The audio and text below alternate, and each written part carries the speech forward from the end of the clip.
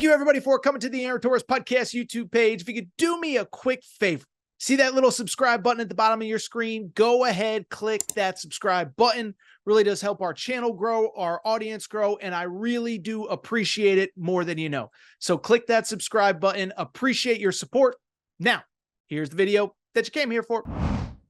Stunning as Florida State, coming off that season opening loss to Georgia Tech in Dublin. They're back at home. You think they're going to be okay. They're playing Boston College, first-year head coach Bill O'Brien. What could possibly go wrong? Well, as it turns out, everything went wrong. Final score in this one, 28-13. Florida State didn't just lose.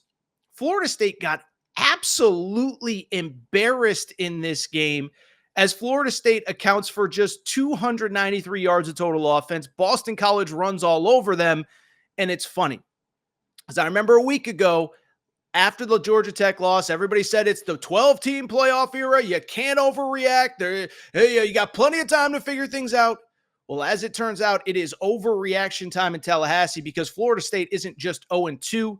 They are 0-2 in the ACC, and even in a league that will almost certainly get an automatic bid to the 12-team college football playoff, Florida State has dug themselves a hole that they simply, probably, almost certainly will not be able to get out of.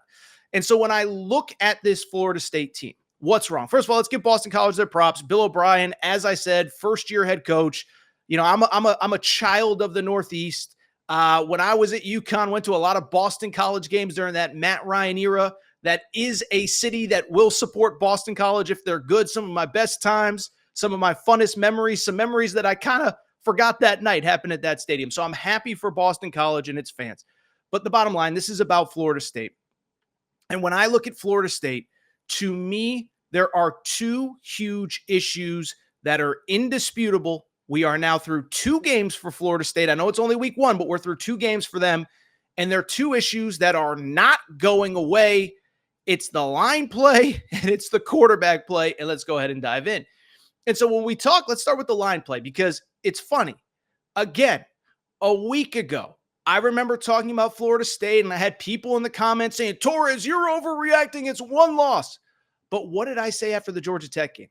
I said there are certain things that if you lose are fixable, right? If you have a quarterback that normally completes 73% of his passes and he goes, 14 of 36 with 3 interceptions, that's fixable. That's a bad day. But when you get beat up on both lines of scrimmage against Georgia Tech, it wasn't something that was going to be solved. But here's the crazy part. It actually got worse on Monday night, because these stats are absolutely incredible. As I mentioned, Boston College, 369 yards of total offense, 263 yards rushing for Boston College. This is a team. This is a program that we have been told, people in the media were saying it's the best defensive line in college football. Sure doesn't look like that, because they got punked by Boston College. Boston College, to its credit, they do have a running quarterback in Castellanos. He's a very talented player. I remember watching him a year ago. But this is on Florida State. Again, Boston College, I think, has a pretty good O-line. I've been told they actually invest most of their limited NIL money in the offensive line.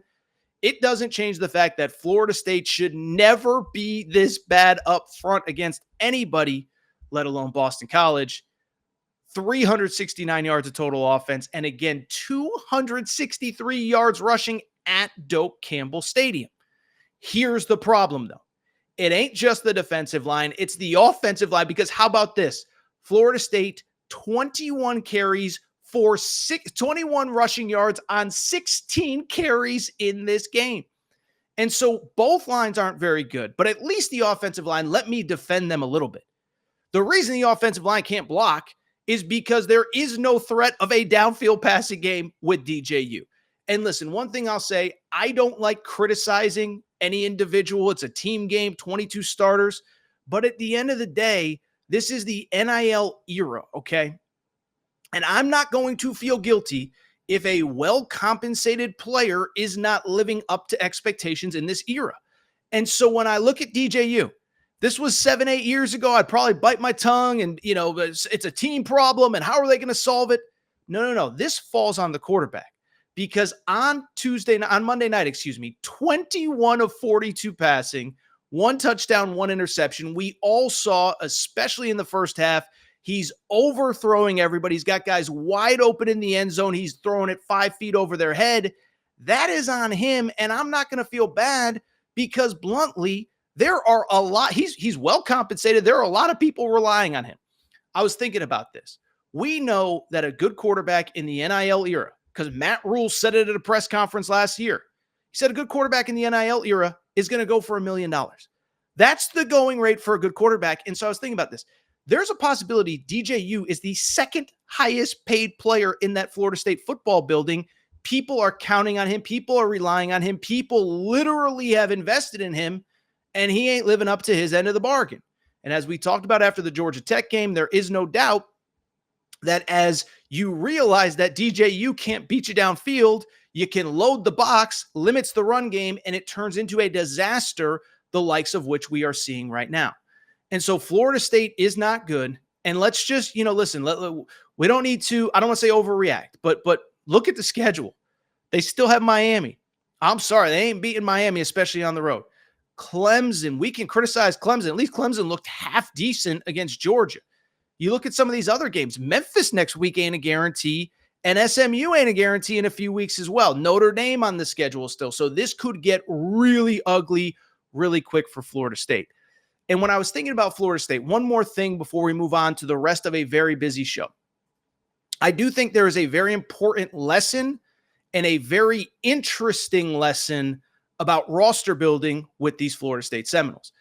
Because the bottom line is you look at college football, right? You look at college football, and for about the last 100 years or so, there's been a pretty clear way to build a college football roster. You recruit your butt off, you bring in a bunch of elite players, you develop them, you coach them up, and you hope that a bunch of them hit. And then, oh, by the way, you got to do it year after year after year after year after year after year. And then maybe someday you get to a Georgia roster, an Oregon roster, a Texas roster, a whatever. But it's mostly through the high school ranks. You look at most of the best teams in college football. They ain't taking 25, 30 transfers in offseason. I'm not saying Florida State has. But Florida State is an interesting example of what can happen when you either can't recruit high school or you lean too heavily in the portal. Florida State under Mike Norvell is kind of a crazy stat. They have never had a top 10 recruiting class under Mike Norvell. Now, in his defense, they had pretty much a top 5 class late last year. A couple kids flipped, including KJ Bolden, who was awesome for Georgia in their opener. He ended up at Georgia. But I just bring it up because he has not recruited those elite high school players. And so because of it, they have gone heavier in the portal than most other schools. And now listen, I understand that when you're taking over a program, it's what you got to do. It's what Colorado has to do. It's what USC had to do under Lincoln Riley, Brian Kelly under LSU. But at the same time, when you rely so heavily on the portal, it's like anything else. Giveth and taketh away. Like I was thinking about this. Florida State last year, and to their credit, they have crushed the portal. But you look at last year, Florida State had a team that went healthy. Listen, they were one of the 4 to 5 best teams. That's indisputable. You could debate should they have been in, should they have been out, healthy, not healthy. When they had Jordan Travis, they destroyed LSU and destroyed pretty much everyone on their schedule, okay? But at the same time, they lose 10 players to the NFL draft. Here's the kind of crazy part, is that of those 10 players, I think I counted 9 of them came to Florida State through the transfer portal. Jared Verse transferred from Albany, first-round pick, Los Angeles Rams. Keon Coleman transferred from Michigan State, second-round pick, Buffalo Bills. Braden Fisk, second-round pick, transferred in. Johnny Wilson, number 2 wide receiver, transferred in. Jordan Travis, he was at FSU for 3 or 4 years, but he transferred starting his career at Louisville. And so why I bring it up, when you rely that heavily on the portal, 2 things happen. One, you're not building the depth that you need to sustain when you lose a bunch of NFL guys. But 2, you're kind of at the mercy of the portal, right? And so the idea that every single year the portal is going to produce the same amount of talent, and beyond that, that you're going to be able to get the same amount of talent, it's just so hit or miss. You just never know. And I think it's going to get even more interesting over these next couple years because of the fact that the COVID senior year is getting taken away. Now, I know there's talk about adding a 5th year, whatever. But you look at the portal, think about so many of the big names that entered the portal this year. DJU, Cam Ward, Will Howard. These are fifth-year seniors, guys that normally wouldn't have this extra year of eligibility. So to me, it's going to get harder and harder to recruit from the portal. But I think Florida State, this should be an eye-opener. You can't rely every year on the portal, and you can't rely every year and hope and expect to land 4, 5, 6 NFL dudes out of that portal. And so I look at Florida State, I feel bad, but this ain't pretty, and I just don't see how it's getting any better. You got to develop internally. By the way, Jordan Travis was your starter for 3 years. You couldn't find a backup, obviously, as we saw late last season. There wasn't a backup on that roster that was suited to play. You got to rely on the portal. You got to rely on DJU. Some of this is on DJU, but a lot of it is on Mike Norvell as well. Listen, there's a lot of Mike Norvell slander in the social media streets these days. I'm not as anti-Mike Norvell as most, but this is a dangerous game that he's been playing with the portal. I think this year is the year that he got